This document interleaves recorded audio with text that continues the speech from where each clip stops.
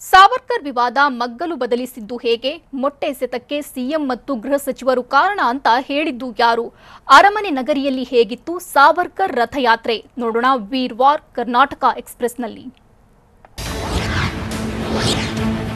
ಶಿವಮೊಗ್ಗ ಮಹಾನಗರ ಪಾಲಿಕೆಯಲ್ಲಿ ಸಾವರ್ಕರ್ ಫೋಟೋ ಪ್ರತ್ಯಕ್ಷವಾಗಿದ್ದು ಪಾಲಿಕೆ ಆಡಳಿತ ಪಕ್ಷದ ನಾಯಕರ ಕಚೇರಿಯಲ್ಲಿ ವೀರ ಸಾವರ್ಕರ್ ಫೋಟೋ ಹಾಕಲಾಗಿದೆ. ಈ ವೇಳೆ ಅಲ್ಲಿದ್ದ ಸಾವರ್ಕರ್ ಫೋಟೋಗೆ ಪಾಲಿಕೆ ಆಡಳಿತ ಪಕ್ಷದ ನಾಯಕ ಚನ್ನಬಸವ ಪುಷ್ಪ ನಮನ ಸಲ್ಲಿಸಿದ್ರು. ಮೇಯರ್ ಸುನಿತಾ ಅಣ್ಣಪ್ಪ, ಉಪಮೇಯರ್ ಶಂಕರ್ ಕೂಡ ಸಾಥ್ ನೀಡಿದ್ರು. ಇತ್ತೀಚೆಗೆ ನಗರದ ಅಮೀರ್ ಅಹಮದ್ ವೃತ್ತದಲ್ಲಿ ಸಾವರ್ಕರ್ ಫ್ಲೆಕ್ಸ್ ಗಲಾಟೆ ವೇಳೆ ಸಾವರ್ಕರ್ ಫ್ಲೆಕ್ಸ್ ಪರವಾಗಿ ಆ ದಿನ ಚನ್ನಬಸಪ್ಪ ಪ್ರತಿಭಟನೆ ನಡೆಸಿದ್ರು.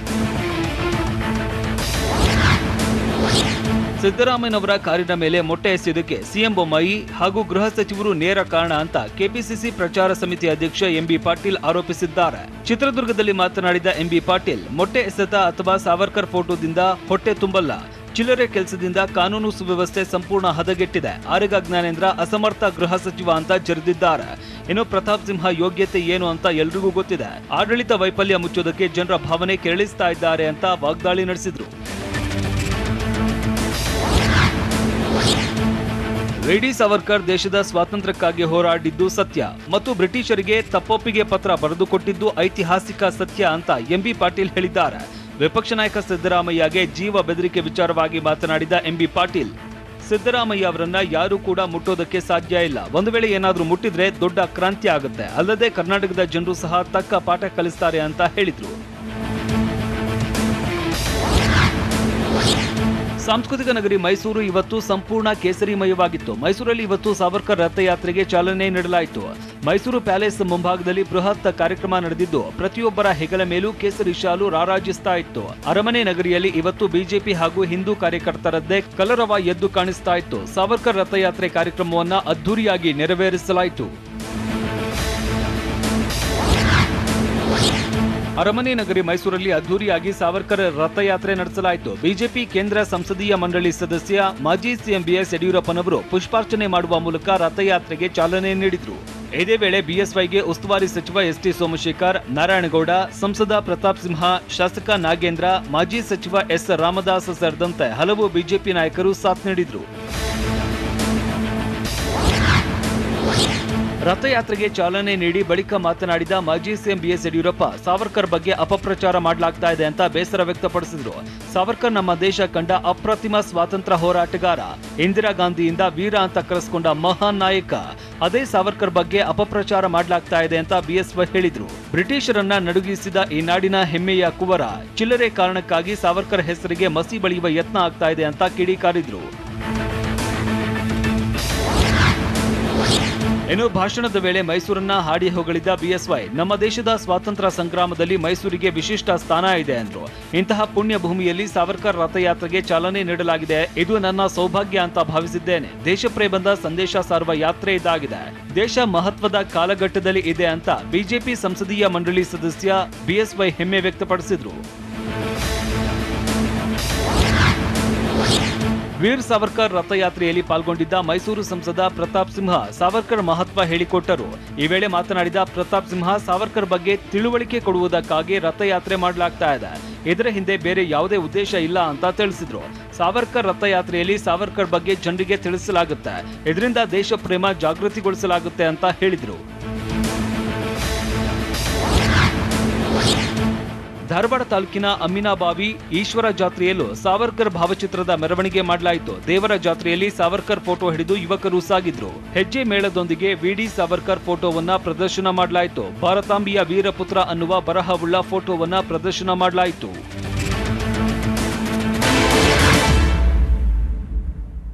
ಸಿದ್ದು ಕಾರಿನ ಮೇಲೆ ಮೊಟ್ಟೆ ಜೊತೆ ಕಲ್ಲು ಎಸೆದ್ರ?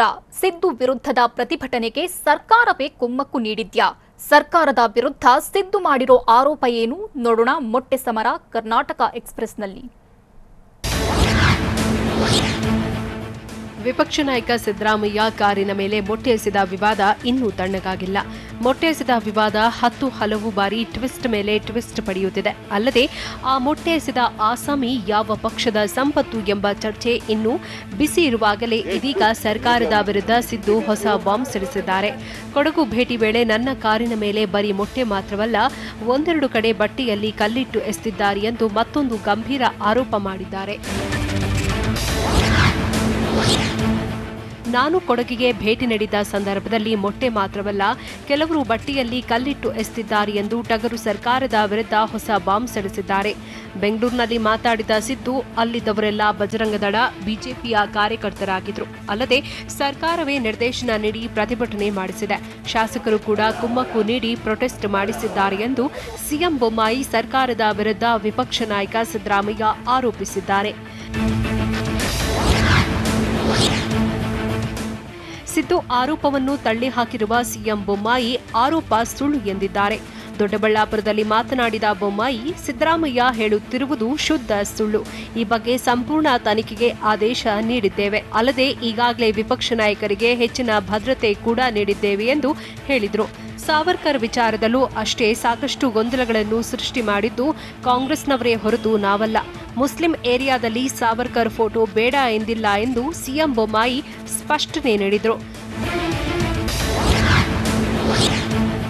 ವಿಪಕ್ಷ ನಾಯಕ ಸಿದ್ದರಾಮಯ್ಯನವರ ಕಾರಿನ ಮೇಲೆ ಮೊಟ್ಟೆ ಎಸೆದ ಕುರಿತು ಮಾಜಿ ಸಿಎಂ ಕುಮಾರಸ್ವಾಮಿ ಪ್ರತಿಕ್ರಿಯೆ ನೀಡಿದ್ದಾರೆ. ಬೆಂಗಳೂರಿನಲ್ಲಿ ಮಾತನಾಡಿದ ಎಚ್ಡಿಕೆ, ಕೊಡಗಿನ ಘಟನೆ ಕುರಿತು ಬಿಜೆಪಿ ಮತ್ತು ಕಾಂಗ್ರೆಸ್ ನಡವಳಿಕೆಗಳನ್ನು ನೋಡಿದ್ದೇನೆ. ಮೊಟ್ಟೆ ಪ್ರಕರಣ ಕೊಡಗಿನಲ್ಲಿ ನಡೆದ ಒಂದು ಮೊಟ್ಟೆಯ ಕಥೆ ಅಷ್ಟೇ. ಆ ಮೊಟ್ಟೆ ಕಥೆ ಮೂಲಕ ಕೊಡಗಿನಲ್ಲಿ ದಂಗೆ ಎಬ್ಬಿಸುವ ಯತ್ನ ನಡೆದಿದೆ ಮತ್ತು ಆ ದಂಗೆ ಎಬ್ಬಿಸಿ ಮತ್ತೆ ಅಧಿಕಾರ ಹಿಡಿಯಲು ಹೊರಟಿದ್ದಾರೆ ಎಂದು ಎಚ್ಡಿಕೆ ಆರೋಪ ಮಾಡಿದ್ದಾರೆ. ಇಲ್ಲಿಯವರೆಗೆ ಯಾರೂ ಮೊಟ್ಟೆ ಹೊಡೆದೇ ಇಲ್ವಾ, ಟೊಮೆಟೊ ಹೊಡೆದೇ ಇಲ್ವಾ ಅಂತ ಮಾಜಿ ಸಿಎಂ ಎಚ್ಡಿ ಕುಮಾರಸ್ವಾಮಿ ಪ್ರಶ್ನೆ ಮಾಡಿದ್ದಾರೆ. ಬೆಂಗಳೂರಿನಲ್ಲಿ ಮಾತನಾಡಿದ ಎಚ್ಡಿಕೆ, ಮೊಟ್ಟೆ ಹೊಡೆದ್ರು ಅಂತ ಪಾದಯಾತ್ರೆ ಮಾಡ್ತಿದ್ದೀರಾ? ಇದರಿಂದ ಯಾವ ಪ್ರಯೋಜನವೂ ಇಲ್ಲ. ಇದೇನು ಭಾರತ ಪಾಕಿಸ್ತಾನ ಆಗೋಯ್ತಾ ಎಂದು ವಿಪಕ್ಷ ನಾಯಕ ಸಿದ್ದರಾಮಯ್ಯ ಮತ್ತು ಕಾಂಗ್ರೆಸ್ ನಾಯಕರ ವಿರುದ್ಧ ಎಚ್ಡಿಕೆ ಕಿಡಿಕಾರಿದ್ರು. ಮೊಟ್ಟೆ ಎಸೆದ ಸಂಪತ್ಗೆ ಬಿಜೆಪಿಯ ಸಂಪೂರ್ಣ ಬೆಂಬಲವಿದೆ ಎಂದು ಕಾಂಗ್ರೆಸ್ ನಾಯಕ ಜಿವಿಜಯ ಆರೋಪ ಮಾಡಿದ್ದಾರೆ. ಟಿವಿ9 ಜೊತೆ ಮಾತನಾಡಿದ ಜಿವಿಜಯ, ಸಂಪತ್ ವಿರುದ್ಧ ಜಾಮೀನು ಸಹಿತ ಕೇಸ್ ಹಾಕಲಾಗಿದೆ. ಆತನಿಗೆ ಬಿಜೆಪಿಯ ಸಂಪೂರ್ಣ ಬೆಂಬಲವಿದೆ. ಶಾಸಕ ಅಪ್ಪಚ್ಚು ರಂಜನ್ ಮನೆ ಆವರಣದಲ್ಲೇ ಸಂಪತ್ಗೆ ನಿಲ್ಲಿಸಿ ಕಾಂಗ್ರೆಸ್ ಶಾಲು ಹಾಕಿ ಫೋಟೋ ತೆಗೆದಿದ್ದಾರೆ. ಮೊಟ್ಟೆ ಹೊಡೆದಿದ್ದರಿಂದ ನಮಗೆ ಇನ್ನಷ್ಟು ಶಕ್ತಿ ಬಂದಿದೆ. ಭಯದಿಂದ ಸಂಪತ್ ಬಿಜೆಪಿಯವರು ಹೇಳಿದಂತೆ ಕೇಳ್ತಿದ್ದಾನೆ ಎಂದು ಜಿವಿಜಯ ಹೇಳಿದರು. ಒಂದು ಕಡೆ ಮೊಟ್ಟೆ ವಿವಾದ ಬಿಸಿ ಇರುವಾಗಲೇ ಇದೀಗ ಮಾಜಿ ಸಿಎಂ ಸಿದ್ದರಾಮಯ್ಯ ಮಾಂಸ ತಿಂದು ಪೂಜೆ ಮಾಡಿರುವ ವಿವಾದ ಕೂಡ ಕಾವೇರುತ್ತಿದೆ. ಈ ಮಧ್ಯೆ ಸಾಮಾಜಿಕ ಜಾಲತಾಣದಲ್ಲಿ ಪೋಸ್ಟರ್ ಅಭಿಯಾನದ ಭರಾಟೆ ಶುರುವಾಗಿದೆ. ಪರ ವಿರೋಧದ ಅಭಿಯಾನಕ್ಕೆ ಜಾಲತಾಣ ವೇದಿಕೆಯಾಗಿದ್ದು, ನನ್ನ ಆಹಾರ ನನ್ನ ಹಕ್ಕು, ನೀ ಯಾವನಯ್ಯ ಕೇಳೋಕೆ ಎಂದು ಸಿದ್ದು ಪರ ಪೋಸ್ಟರ್ ಅಭಿಯಾನ ಆರಂಭಿಸಲಾಗಿದೆ. ಮತ್ತೊಂದು ಕಡೆ ನನ್ನ ದೇಗುಲ ನನ್ನ ನಂಬಿಕೆ ದೇವಸ್ಥಾನ ಎಲ್ಲರದ್ದು, ಸ್ವೇಚ್ಛಾಚಾರ ಸಲ್ಲದು ಎಂದು ಹಿಂದೂ ಪರ ಸಂಘಟನೆಗಳು ಅಭಿಯಾನ ನಡೆಸುತ್ತಿವೆ. ಮಡಿಕೇರಿಯಲ್ಲಿ ಪ್ರತಿಭಟನೆಗೆ ಅವಕಾಶ ನೀಡಿದರೆ ಹೆಣ ಬೀಳುತ್ತೆ ಎಂದು ರಾಜ್ಯಸಭಾ ಸದಸ್ಯ ನಟ ಜಗ್ಗೇಶ್ ಹೇಳಿದ್ದಾರೆ. ತುಮಕೂರಿನಲ್ಲಿ ಮಾತನಾಡಿದ ನಟ ಜಗ್ಗೇಶ್, ಪ್ರತಿಭಟನೆಗೆ ಅವಕಾಶ ಕೊಟ್ಟರೆ ಹೆಣ ಬೀಳಬಹುದು, ಮತ್ತೆ ದೊಡ್ಡ ಗಲಾಟೆಯೇ ಆಗುತ್ತದೆ ಎಂದು ಹೇಳಿದರು. 100% ಹೆಣ ಬೀಳುತ್ತದೆ ಎಂದ ಜಗ್ಗೇಶ್, ಎಷ್ಟು ಕೊಲೆ ನಡೆದಿವೆ ಗೊತ್ತಾ ನಿಮಗೆ ಎಂದು ಪ್ರಶ್ನೆ ಮಾಡಿದರು. ಕೇರಳ ಗಡಿ ದಾಟಿ ಬಂದು ಕೊಲೆ ಮಾಡುತ್ತಾರೆ, ಹಾಗಾಗಿ ಅದನ್ನು ನಿರ್ಲಕ್ಷ್ಯ ಮಾಡಬೇಕು ಎಂದು ಜಗ್ಗೇಶ್ ಹೇಳಿದರು. ಮಾಂಸ ತಿಂದು ಹೋಗ್ಬೇಕೋ ಬೇಡೋ ಅಂತ ಹೇಳೋದಕ್ಕೆ ಯಾರ್ರೀ ಇವನು? ಅವರು ಮಾತ್ರ ಹಿಂದೂನಾ? ನಾವೆಲ್ಲ ಹಿಂದೂಗಳಲ್ವಾ ಅಂತ ಮಾಜಿ ಸಚಿವ ಚೆಲುವರಾಯಸ್ವಾಮಿ ಹಿಗ್ಗಾಮುಗ್ಗಾ ವಾಗ್ದಾಳಿ ನಡೆಸಿದ್ದಾರೆ. ನಾವು ಮಡಿಕೇರಿ ಚಲೋ ರದ್ದು ಮಾಡಿಲ್ಲ, ಮುಂದೂಡಿದ್ದೇವೆ. ಮೊಟ್ಟೆ ಘಟನೆ ಬಗ್ಗೆ ಕನಿಷ್ಠ ಮಾಹಿತಿಯೂ ಪೊಲೀಸರಿಗೆ ಇಲ್ಲ ಅಂದ್ರೆ ಲೋಪವನ್ನು ಸರ್ಕಾರ ಗಂಭೀರವಾಗಿ ತೆಗೆದುಕೊಳ್ಳಬೇಕು. ಲಾ ಅಂಡ್ ಆರ್ಡರ್ ಪ್ರಾಬ್ಲಮ್ ಇವರ ಬಳಿ ಕಂಟ್ರೋಲ್ ಮಾಡುವುದಕ್ಕೆ ಆಗ್ತಿಲ್ಲ ಎಂದು ಸರ್ಕಾರದ ವಿರುದ್ಧ ವಾಗ್ದಾಳಿ ನಡೆಸಿದರು. ಗಣೇಶೋತ್ಸವ ಬಗ್ಗೆ ಸರ್ಕಾರ ಹೊರಡಿಸಿರೋ ಸುತ್ತೋಲೆಗೇನು? ಮಗಳನ್ನ ಕೊಂದ ತಾಯಿ ಮಾಡಿದ್ದೇನು? ಕೊಟ್ಟ ಹಣ ವಾಪಸ್ ಕೇಳಿದ್ದಕ್ಕೆ ಪಾಪಿಗಳು ಮಾಡಿದ್ದೇನು? ನೋಡೋಣ ಬೆಂಗಳೂರು ಎಕ್ಸ್‌ಪ್ರೆಸ್‌ನಲ್ಲಿ. ಬೆಂಗಳೂರಿನಲ್ಲಿ ಗೌರಿ ಗಣೇಶ ಹಬ್ಬಕ್ಕೆ ಅನುಮತಿ ನೀಡುವ ವಿಚಾರದ ಬಗ್ಗೆ ಹೆಚ್ಚುವರಿ ಮುಖ್ಯ ಕಾರ್ಯದರ್ಶಿ ರಜನೀಶ್ ಗೋಯಲ್ ಸುತ್ತೋಲೆ ಹೊರಡಿಸಿದ್ದಾರೆ. ವಿವಿಧ ಇಲಾಖೆಗಳ ಸಮನ್ವಯದೊಂದಿಗೆ ಆಯೋಜಕರಿಗೆ ಅನುಮತಿ ಕೊಡಲಾಗಿದೆ. ಗಣೇಶ ವಿಗ್ರಹ ಪ್ರತಿಷ್ಠಾಪನೆಗೆ ಏಕಗವಾಕ್ಷಿ ಅಡಿಯಲ್ಲಿ ಪರವಾನಗಿ ನೀಡಿದ್ದು, ಮುಂಚಿತವಾಗಿಯೇ ಅರ್ಜಿ ಸಲ್ಲಿಸಬೇಕು.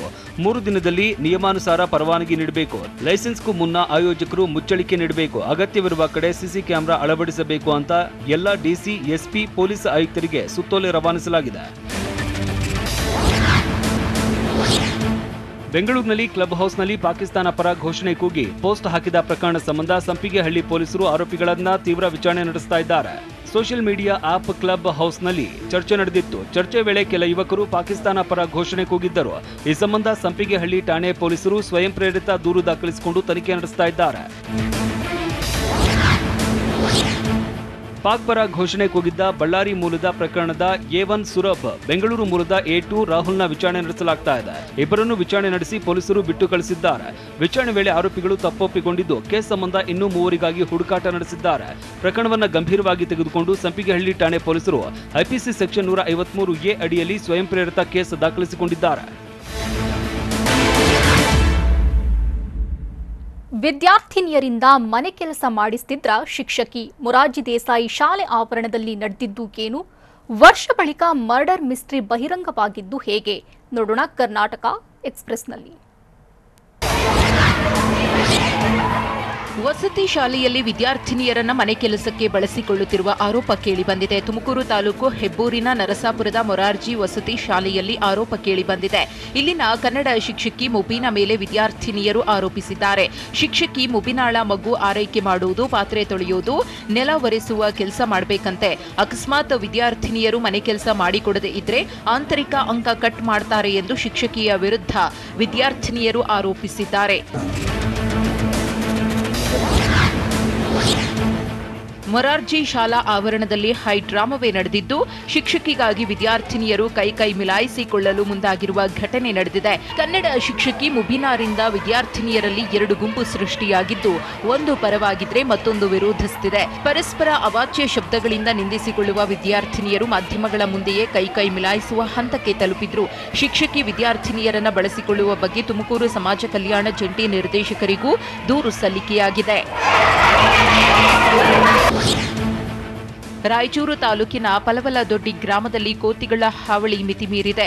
ಕೋತಿಗಳ ಕಾಟಕ್ಕೆ ಗ್ರಾಮಸ್ಥರು ಊರು ಬಿಡೋದಕ್ಕೆ ಮುಂದಾಗಿದ್ದಾರೆ. ಅರಣ್ಯ ಇಲಾಖೆ ಮತ್ತು ಜಿಲ್ಲಾ ಪಂಚಾಯಿತಿ ಕ್ರಮ ಕೈಗೊಳ್ಳದ ಹಿನ್ನೆಲೆಯಲ್ಲಿ ಗ್ರಾಮಸ್ಥರು ಅಸಮಾಧಾನಗೊಂಡಿದ್ದಾರೆ. ಜಿಲ್ಲಾ ಕಾನೂನು ಸೇವೆಗಳ ಪ್ರಾಧಿಕಾರಕ್ಕೂ ಗ್ರಾಮಸ್ಥರು ದೂರು ಕೊಟ್ಟಿದ್ರು. ಕೋತಿಗಳ ಕಾಟದಿಂದ ನೆಮ್ಮದಿಯೇ ಹಾಳಾಗಿದೆ ಅಂತ ಗ್ರಾಮಸ್ಥರು ಆಕ್ರೋಶ ಹೊರಹಾಕ್ತಿದ್ದಾರೆ. ಕಳೆದೊಂದು ವರ್ಷದಿಂದ ಗ್ರಾಮಸ್ಥರಿಗೆ ಕೋತಿಗಳ ಕಾಟ ಹೆಚ್ಚಾಗಿದೆ. ಮಕ್ಕಳು ಮಹಿಳೆಯರ ಮೈ ಮೇಲೆ ಬಿದ್ದು ವಿಪರೀತ ಕಾಟ ಕೊಡ್ತಿವೆ. ಅಡುಗೆ ಮನೆಗೆ ನುಗ್ಗಿ ಆಹಾರ ಹೊತ್ತೊಯ್ಯುತ್ತಿವೆ.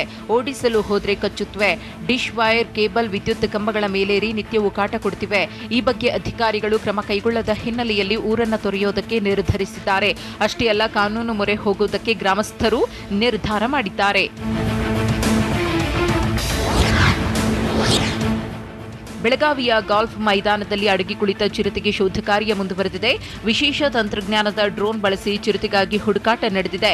ಬೆಂಗಳೂರಿನಿಂದ ವಿಶೇಷ ತಂಡ ಆಗಮಿಸಿ ಕಾರ್ಯಾಚರಣೆ ನಡೆಸಲಾಗುತ್ತಿದೆ. ಗಾಲ್ಫ್ ಮೈದಾನದ 250 ಎಕರೆ ಪ್ರದೇಶವನ್ನ ಡ್ರೋನ್ ಸ್ಕ್ಯಾನ್ ಮಾಡಲಿದ್ದು, ಪ್ರಾಣಿಗಳಿದ್ರೆ ಅದನ್ನ ಪತ್ತೆ ಹಚ್ಚಲಿದೆ. ಇನ್ನು ತಜ್ಞರ ತಂಡದಿಂದ ಕಾರ್ಯಾಚರಣೆ ನಡೆದಿದ್ದು, ಬೆಳಗಾವಿ ನಗರದಲ್ಲಿ ಆತಂಕ ಹೆಚ್ಚಾಗಿದೆ. ಕೈಪಡೆ ಮಡಿಕೇರಿ ಚಲೋ ಮುಂದೂಡಿದ್ದು ಯಾಕೆ? ಸಿದ್ದರಾಮಯ್ಯ ಇಟ್ಟ ಎಚ್ಚರಿಕೆಯ ಹೆಜ್ಜೆ ಯಾವುದು? ಕಾಂಗ್ರೆಸ್ ನಿರ್ಧಾರ ಸ್ವಾಗತಿಸಿದ ಬಿಎಸ್ವೈ ಹೇಳಿದ್ದೇನು? ನೋಡೋಣ ಸಮಗ್ರ ಕರ್ನಾಟಕ ಎಕ್ಸ್‌ಪ್ರೆಸ್‌ನಲ್ಲಿ. 2 ದಿನ ಕಳೆದಿದ್ದರೆ ರಾಜ್ಯ ರಾಜಕಾರಣದಲ್ಲಿ ದೊಡ್ಡ ಹೈಡ್ರಾಮವೇ ನಡೆದಿತ್ತು. ಬಿಜೆಪಿ ಮತ್ತು ಕಾಂಗ್ರೆಸ್ ನಡುವೆ ಪಾದಯಾತ್ರೆ ಪಾಲಿಟಿಕ್ಸ್ ಧಗಧಗಿಸಿ ಉರಿಯಬೇಕಿತ್ತು. ಆದರೆ ಸರ್ಕಾರ ಬಳಸಿದ ಕಾನೂನು ಅಸ್ತ್ರ ಸಿದ್ದರಾಮಯ್ಯ ಮಡಿಕೇರಿ ಚಳುವಳಿಗೆ ಬ್ರೇಕ್ ಹಾಕಿದೆ. ಬಿಜೆಪಿ ವಿರುದ್ಧ ಗುಡುಗೋದಕ್ಕೆ ದಂಡೆತ್ತಿ ಮಡಿಕೇರಿಗೆ ಹೊರಡೋಕೆ ಸನ್ನದ್ಧವಾಗ್ತಾ ಇದ್ದಂತೆ ಕಾಂಗ್ರೆಸ್ ಪಡೆಗೆ ಸೆಕ್ಷನ್ 144 ಬಿಗ್ ಶಾಕ್ ಕೊಟ್ಟಿದೆ. ಹೀಗಾಗಿ ಕಾಂಗ್ರೆಸ್ ತನ್ನ ಗೇಮ್ ಪ್ಲಾನ್ ಅನ್ನ ಕಂಪ್ಲೀಟ್ ಆಗಿ ಚೇಂಜ್ ಮಾಡಿದ್ದು, ಸದ್ಯಕ್ಕೆ ಮಡಿಕೇರಿ ಚಲುವನ್ನ ಮುಂದೂಡಿದ್ದಾರೆ. ಸಿದ್ದರಾಮಯ್ಯ ಕಾರಿನ ಮೇಲೆ ಮೊಟ್ಟೆ ಎಸೆದಿದ್ದಕ್ಕೆ ಸಿಡಿದೆದ್ದಿದ್ದ ಸಿದ್ದು ಅದೇ ಜಾಗದಲ್ಲೇ ಹೋರಾಟ ಮಾಡೋಕೆ ಅಣಿಯಾಗಿದ್ರು. ಜನ ಕೂಡ ಕಾಂಗ್ರೆಸ್ ಅದು ಹೇಗೆ ಹೋರಾಟ ಮಾಡಿ ಬಿಜೆಪಿಗೆ ಟಕ್ಕರ್ ಕೊಡುತ್ತೆ ಅಂತ ಕುತೂಹಲದಿಂದ ಕಾಯ್ತಿದ್ರು. ಆಗಸ್ಟ್ 26ರಂದು ಹೋರಾಟಕ್ಕೆ ಮುಹೂರ್ತ ನಿಗದಿಯಾಗಿತ್ತು. ಆದರೆ 4 ದಿನ ನಿಷೇಧಾಜ್ಞೆ ಹಾಕ್ತಾ ಇದ್ದಂತೆ ಕಾಂಗ್ರೆಸ್ ತಮ್ಮ ಪ್ರತಿಭಟನೆ ಹೋರಾಟವನ್ನ ಮುಂದೂಡಿಕೆ ಮಾಡಿದೆ.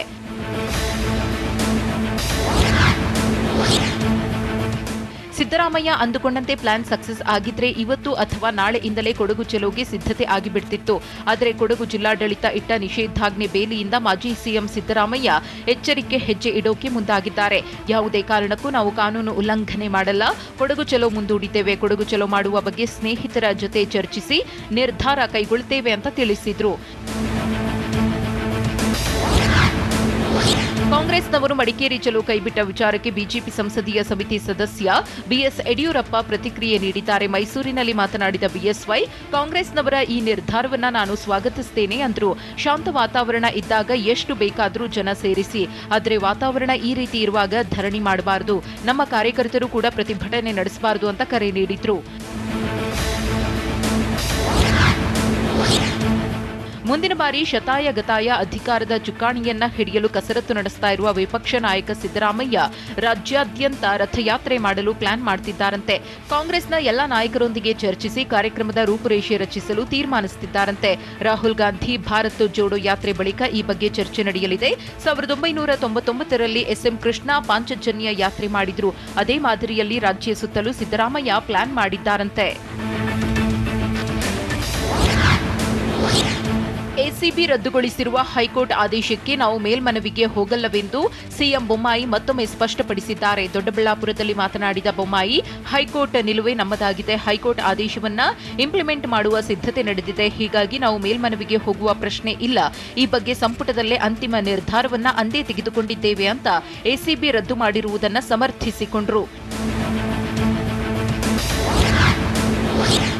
ಬಿಬಿಎಂಪಿ ಚುನಾವಣೆ ಹಿನ್ನೆಲೆಯಲ್ಲಿ ಬೆಂಗಳೂರು ನಗರ ಉಸ್ತುವಾರಿ ಸಚಿವ ಸ್ಥಾನದ ವಿಚಾರ ಮತ್ತೆ ಮುನ್ನೆಲೆಗೆ ಬಂದಿದೆ. ಬಿಬಿಎಂಪಿ ಚುನಾವಣೆ ಸಿದ್ಧತೆ ಕುರಿತು ಬೆಂಗಳೂರು ಸಚಿವರು, ಶಾಸಕರು ಮತ್ತು ಬಿಜೆಪಿ ಮುಖಂಡರ ಸಭೆಯಲ್ಲಿ ಈ ವಿಚಾರ ಮತ್ತೆ ಚರ್ಚೆಗೆ ನಾಂದಿ ಹಾಡಿತು. ಬೆಂಗಳೂರಿನ ಸಚಿವರಿಗೆ ಉಸ್ತುವಾರಿ ವಹಿಸುವಂತೆ ಇಂದಿನ ಸಭೆಯಲ್ಲಿ ಅಭಿಪ್ರಾಯ ವ್ಯಕ್ತವಾಗಿದೆ. ಅಲ್ಲದೆ ಬೆಂಗಳೂರಿನಲ್ಲಿ ಹಿರಿಯ ಸಚಿವರು ಇರುವಾಗ ಇನ್ನೂ ಕೂಡ ಸಿಎಂ ಬಳಿಯೇ ನಗರದ ಉಸ್ತುವಾರಿ ಯಾಕೆ ಎಂದು ಕೆಲವರು ಪ್ರಶ್ನಿಸಿದ್ರು. ಕಂದಾಯ ಸಚಿವ ಆರ್ ಅಶೋಕ್ ಅವರಿಗೆ ಬೆಂಗಳೂರು ಉಸ್ತುವಾರಿ ಕೊಡಿ ಎಂದು ಬಿಬಿಎಂಪಿ ಚುನಾವಣಾ ಸಿದ್ಧತಾ ಸಭೆಯಲ್ಲಿ ಸಚಿವ ವಿ ಸೋಮಣ್ಣ ನೇರವಾಗಿ ವಿಚಾರ ಪ್ರಸ್ತಾಪ ಮಾಡಿದ್ರು. ಮಲ್ಲೇಶ್ವರಂನ ರಾಜ್ಯ ಬಿಜೆಪಿ ಕಚೇರಿಯಲ್ಲಿ ನಡೆದ ಸಭೆಯಲ್ಲಿ ಮಾತನಾಡಿದ ಸೋಮಣ್ಣ, ಯಾರಾದರೂ ಒಬ್ಬರು ನಮ್ಮಲ್ಲಿ ಜವಾಬ್ದಾರಿ ತೆಗೆದುಕೊಳ್ಳಲಿ, ಅಶೋಕ್ ಇದ್ದಾರೆ, ಅವರಿಗೆ ಜವಾಬ್ದಾರಿ ಕೊಡಿ, ಚುನಾವಣೆ ಬಂದಾಗ ನಾನು ಬೆಂಗಳೂರಿನಿಂದ ಹೊರಗೆ ಸ್ಪರ್ಧಿಸಲು ಸಿದ್ಧ ಎಂದು ಸಚಿವ ವಿ ಸೋಮಣ್ಣ ಅಶೋಕ್ ಪರ ಬ್ಯಾಟ್ ಬೀಸಿದ್ರು.